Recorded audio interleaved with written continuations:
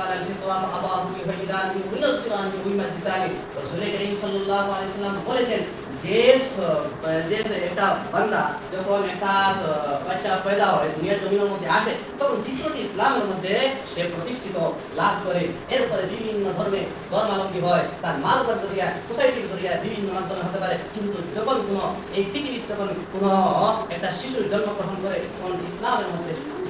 সে জন্মগ্রহণ করে সেটা হচ্ছে সেই মুসলিমের রওয়ায়াত স্পষ্ট হয়ে রয়েছে আল্লাহ রাসূল সাল্লাল্লাহু আলাইহি ওয়াসাল্লাম যা বলেছেন যা করেছেন সেটাই আমরা মানতে হবে কোনো মানবরচিত যদি বিধিবিধান থাকে সেটা আমরা পরিত্যাগ করতে হবে এবং কোরআন এবং সুন্নাহ যা বলে সেটাই আমাদের মানা আর সেটাই হচ্ছে আমাদের মুক্তির এই কোরআন কারীম কাদের জন্য হুজ্জাতুল লাকা ও হুজ্জাতুন আলাই কাদের জন্য এটা আপনার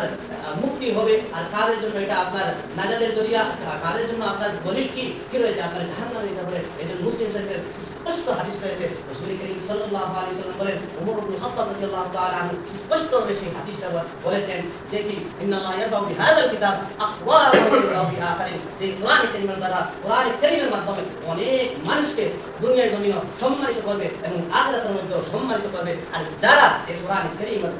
অনুযায়ী বিধিবিধান অনুযায়ী চলবে না আর এই দুনিয়ার মধ্যে জলিল খারাপ হবে ওই যাও বিআখারিন রাসূল করিম সাল্লাল্লাহু আলাইহি ওয়াসাল্লাম বলেছেন যে তারা দুনিয়ার মধ্যেও জলিল খারাপ হবে এবং আখিরাতের মধ্যে হবে যদি কোরআন কারীমের বিধিবিধান অনুযায়ী যদি না চলে সুতরাং আমরা কোরআন এবং সুন্নাহ অনুযায়ী আমরা চলতেই হবে আমরা দেখতেই হবে আমরা অনেকে আছে বিভিন্ন ধরনের আমাদের কি করা হয় যে এটা হাদিসের মধ্যে পাওয়া সত্ত্বেও যারা এগুলো মানে না তাদের জন্য ইসলাম মানা হচ্ছে আল্লাহ রাব্বুল আলামিন স্পষ্টভাবে সূরা বাকারা 85 নম্বর আয়াতের মধ্যে বলেছেন আতাতুমিনুনা বিবাদিল কিতাব ওয়া তাকফুরুনা বিবাদ কি কোন কোরআন কারীমের কিছু অংশ মেনে নেবেন আর কিছু অংশ কি ছেড়ে দিবেন না প্রকৃতপক্ষে কোরআন কারীমের সমস্ত টেক্সট অল টেক্সট সমস্ত আয়াত মানতে হবে আর যদি এগুলো না মানেন তাহলে যারা তাওরাতের ইলমে যারা লুকিয়ে রাখছিল যারা ইহুদি ছিল তারা কিছু অংশ মানতে তাদের পক্ষে যেটা ছিল তারা দলিল পেশ করতে তারা মানত সুতরাং আমরা মুসলিম হিসাবে আমরা শুধু মুসলিম হলে হবে না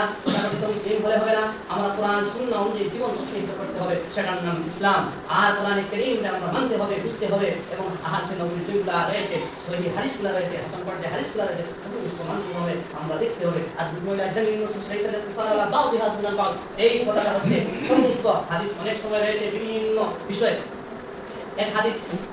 সহিহ হাদিস দেখতে পারেন কিন্তু কখন এক সহিহ হাদিসের বিপরীত অন্য হাদিস চলে যায় সেই জন্য কখন কি হতে হবে সমস্ত এই বিষয়ের উপরে মাসলার উপরে এই বিষয়ের উপরে টপিকসের উপরে আপনি দেখতে হবে সমস্ত হাদিস সংগ্রহ করার পর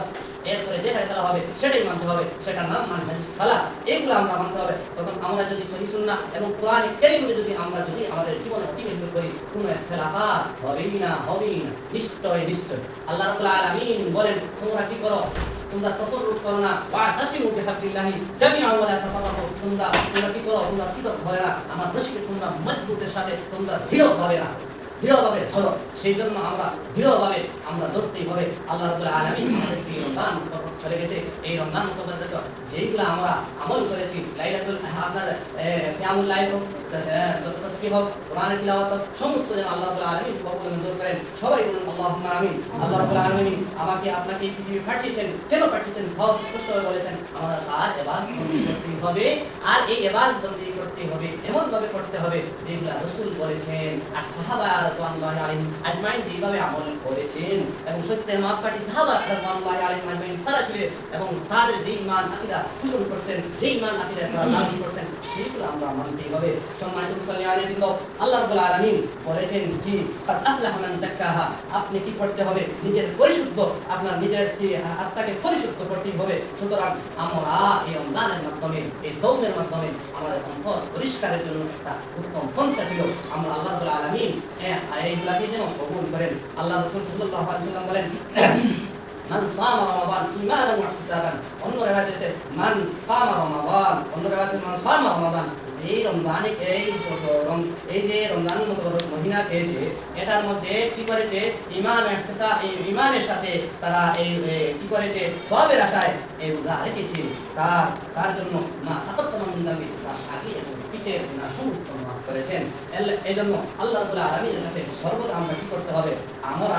আমরা সর্বদা আমরা কি করতে হবে? আল্লাহর কাছে চাইতে হবে, আমরা খুঁজতে হবে, মানতে হবে। এই জন্য আমরা এমনভাবে হতে হবে, ইয়া আইয়ুহাল্লাযীনা আমানুত্তাকুল্লাহ ওয়া কুনু মা'আস সাদিকিন। হে বিশ্বাসী মানবগণ, শুধু এই জায়গার মধ্যে ইয়া আইয়ুহান নাস বলেন নাই, ইয়া আইয়ুহাল্লাযীনা আমানুত্তাকুল্লাহ। হে বিশ্বাসী মানবগণ, হে মুমিনগণ, তোমরা কি করো? ইত্তাকুল্লাহ, আল্লাহকে তোমরা ভয় করো, আল্লাহকে ভয় করার মতন তোমরা করো। আর ওয়া কুনু মা'আস সাদিকিন, শুধু ভয় করা হলে হবে না, ওয়া কুনু মা'আস সাদিকিন, তোমরা যারা সত্যবাদী আছে তাদের সাথে সম্পৃক্ত হয়ে যাও, তাদের সাথে তোমরা চলাফেরা করো, তাদের সাথে তোমরা উঠাবসা করো। সেজন্য আমরা শুধু কি করতে হবে? আমরা আল্লাহকে ভয় করতে হবে, আর সাথে সাথে আমরা ভালো যারা মানুষ, যারা এই কোরআন এবং হাদিস অনুযায়ী জীবন অতিবাহিত করছে, তাদের সাথে আমরা ব্যবসা করতে হবে, তাদের সাথে আমরা বন্ধুত্ব স্থাপন করতে হবে। গতিকে আমরা সেই দিকে বিবেচনা করা প্রয়োজন। সম্মানিত মুসল্লিয়ানবৃন্দ, যেহেতু আমরা